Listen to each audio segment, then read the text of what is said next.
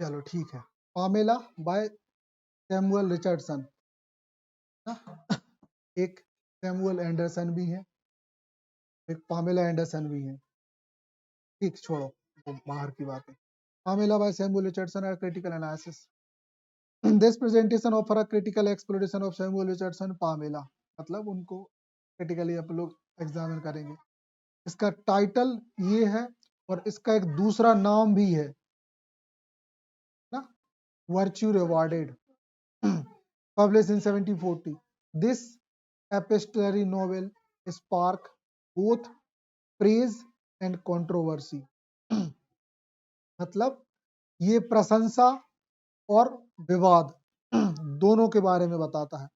एपिस्टलरी novel उस novels को कहते हैं जिन नॉवेल्स को लेटर के फॉर्मेट्स में लिखा गया हो। मतलब आज हमारा मूड बना लेटर्स, चिट्ठियां,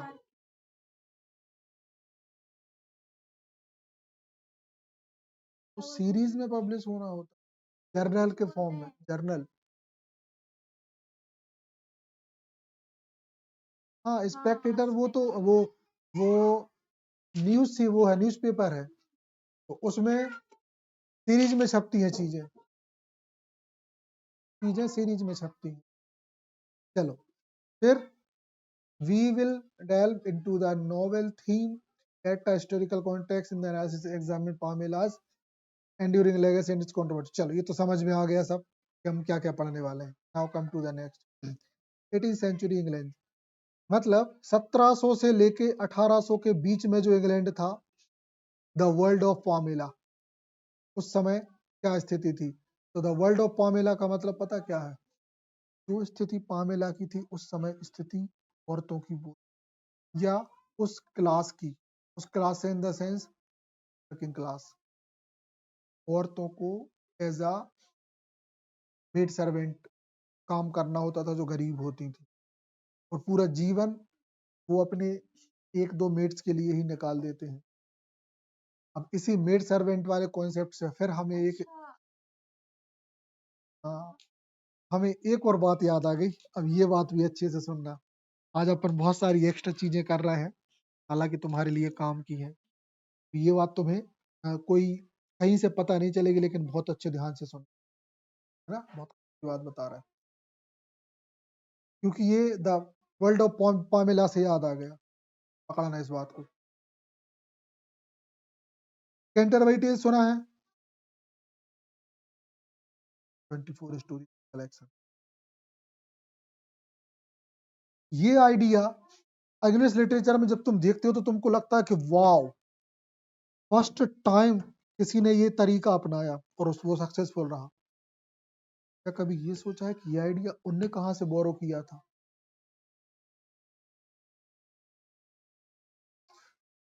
हमारे चार्ल्स डिकेंस, चार्ल्स क्या नाम है, जॉफरी चौसर, उनने कहाँ से ये आइडिया एक्वायर किया था? वो तो फादर ऑफ इंग्लिश लिटरेचर, वो कहाँ से लाए होंगे? कहीं तो दिमाग में उपजा होगा। तो यूट्यूब पे सर्च कर लेना द डेकामेरॉन, द डेकामेरॉन। हाँ, CCAM,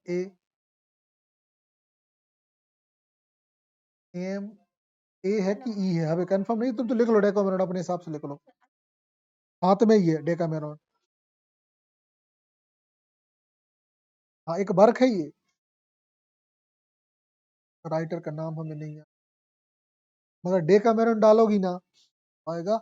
अब तुम्हें बता दें, इसमें 100 से ज्यादा कहानियां, एक वर्क में। हाँ, तो हमारे चौसर साहब ने भी ट्राई किया कि मैं भी लिखूं, लेकिन वो सक्सेसफुल, ये आता है अंदर की बात। चौसर को ग्रेट समझते हैं, उनने उनमें वो ग्रेटनेस कहाँ से आई, समझ गए? अब तुम्हें एक अच्छी बात बता दें, डेकामेरॉन को लेके हमारे पास ऑलरेडी एक सीरीज है,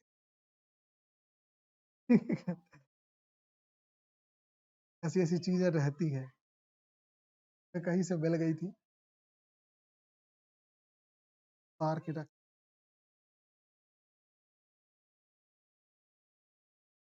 सब लोग इन चीजों से गुजरते हैं, सब लोग देखते होंगे कि ये चीज अरे कोई नाटक कोई कहानी होगी। जिस बंदे ने पढ़ा होता है वही तो चीजें कैच करता है ना, कोई नॉर्मल व्यक्ति थोड़ी करेगा।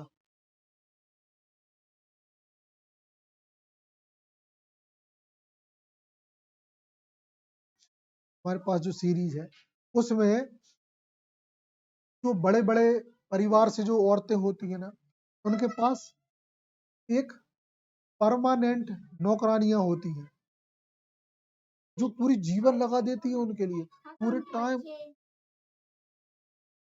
पूरे टाइम उनके साथ में रहती है, पता है।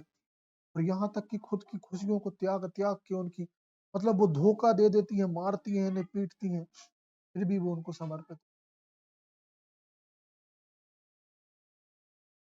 मिलेगा। वो सीरीज तो पास ज्यादा बड़ी नहीं, पार्ट्स में है उसके एपिसोड्स हैं 6-7, एक आधे एपिसोड में सब कुछ दर्शन करा। ठीक है। नाउ फिलहाल social upheaval, England was undergoing social and economical change. The middle class was rising, impacting literature. Middle class बढ़ रहा था, है ना, और सामाजिक चेंजेस हो रहे थे। Changing view on marriage, class mobility, हाँ, एंड द सोशल हायरार्की, मतलब सामाजिक विभेदता, were shifting, women's role were limiting to domesticity.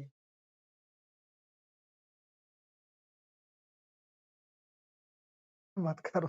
चलो ठीक है।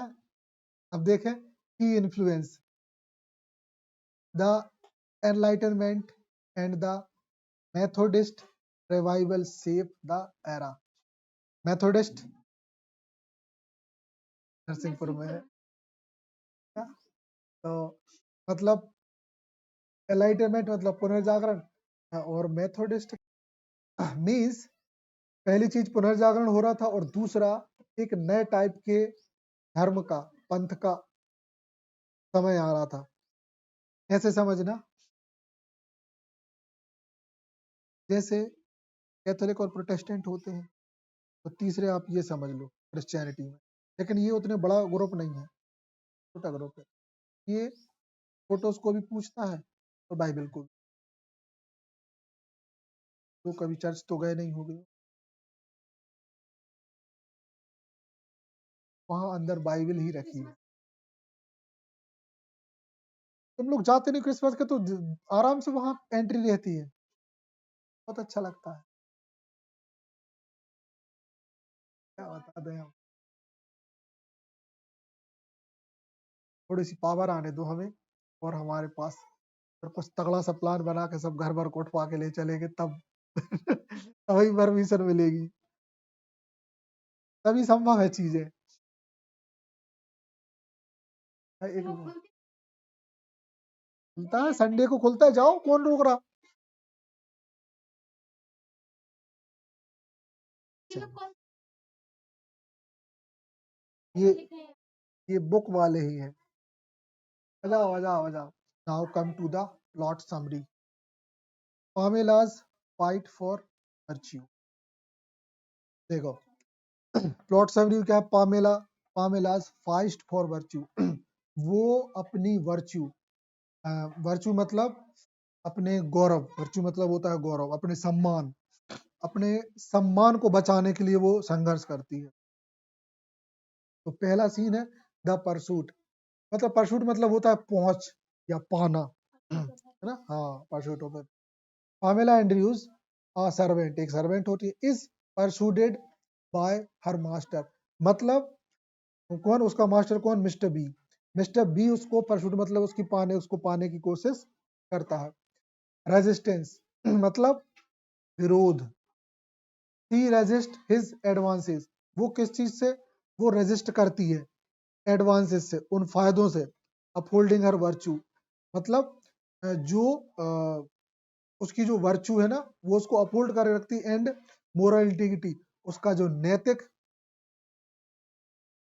जुड़ाव होता है वो उसको बांध के रखती है कि मैं मतलब अपने को बचा के रखूंगी। रिफॉर्मेशन एंड मैरिज, और वक्त के साथ कहानी में क्या होता है कि जो मिस्टर बी बुरा होता है ना, उस बंदे में भी रिफॉर्म होता है। वो बंदा उसको प्रपोज भी करता है और पामेला उसको एक्सेप्ट भी करती है। हर सोशल स्टेटस राइजिंग, और तब है ना किसका, पामेला का सोशल स्टेटस राइज होता। कहानी कुछ याद आ रही है? Pamela and mister B, study of contrast. सही है, ये दोनों एक दूसरे के अगेंस्ट ही थे। एक वो रेपिस्ट किस्म का आदमी है ना, हमेशा ही सेड्यूस करना, हमेशा ही ट्राई करना, हमेशा ही है ना कैसे भी। पैमेला एंड्रूज वर्चुअस, कनिंग, चालाक, सोशली एम्बिशियस, मतलब वो भी मतलब चालाक मतलब ऐसी होशियार थी, वर्चुअस थी है ना, गौरवपूर्ण थी, कनिंग थी, सोशल एम्बिशियस मतलब समाज में इच्छाएं रखने वाली थी। Her letter are tool of for self expression, तो उसके जो लेटर्स थे खुद को बताने के एक जरिए थे। Her legacy is limited by societal expectation, लेकिन उसकी जो हर हर एजेंसी, हर मतलब उसकी जो चाहत थी ना वो लिमिटेड थी सामाजिक तो समाज में वो कुछ कर नहीं पाती थी, लेकिन बस उसकी एम्बिशियस थी। आज अपने हैं, अपन सोच रहे है ना कि भैया जहाँ भी कोई पंडितों का कार्यक्रम हो अपने लिए भी यार कभी सम्मान से वहां बिठाया जाए, तो ये सिर्फ अपना एक लिमिट, समाज में लिमिटेड है अपन इस चीज के लिए। किसी सनातनी ब्राह्मणों के कार्यक्रम में अपने एंट्री हो जाए बहुत बड़ी बात। यहाँ पंडित ही पंडित इकट्ठे हो, भूल जाओ कि आपको वहां कुर्सी तो दूर है कि आपको वहां घुस भी जाने दो। बहुत सारे भारद्वाज, पारासर, ये सनातन ब्राह्मण कहलाते हैं, ऋषियों के परिवार से, ये कुछ ज्यादा ही उड़ते हैं। ये अच्छी बात है कि हमारे जो वो भारद्वाज फ्रेंड है, तो जब भी मतलब अभी कोई भी कार्यक्रम होता है वो बुलाती है भैया आप आना, है ना, और हमें वो टिप्पणियां आ जाता है। हमें गुस्सा आ जाती है, हम कहते थे नहीं हम नहीं आ रहे। आप मना करना चलता है हम लोगों में, नहीं हम नहीं आ रहे। है? अरे हाँ मैं वो नहीं, शादी में भी नहीं गए थे। एक बार का हुआ था, हम गुस्सा में नहीं गए, है ना। यहाँ ईद में कार्यक्रम करवाया था इन लोगों ने। अच्छा उसकी छोटी सिस्टर का वर्ग एक में हुआ है, ये वर्ग 2 में कर रही उसकी मजली सिस्टर का। बोले तो भैया हम लोगों ने भंडारा करवा रहा है आप आना। मजा आता है ना। करिए करवे से। चल ये है, ठीक है, हमें चाहिए तो फिर बराबरी चाहिए भाई,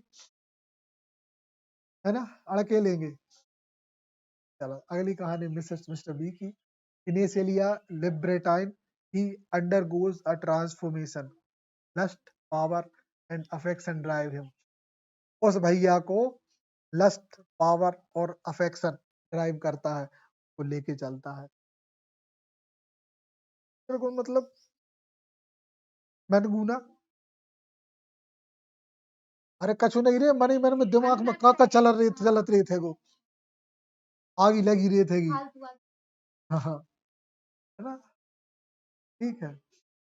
he is a complex character, वो एक बड़ा, समझ गए, जो मन ही मन में सोचता रहता है उसको समझना कठिन है। नॉट अ सिंपल विलन, वो एक साधारण विलन नहीं होता। वो मतलब एक मेड सर्वेंट का कपड़े पहन के उसके साथ रहने लगता है।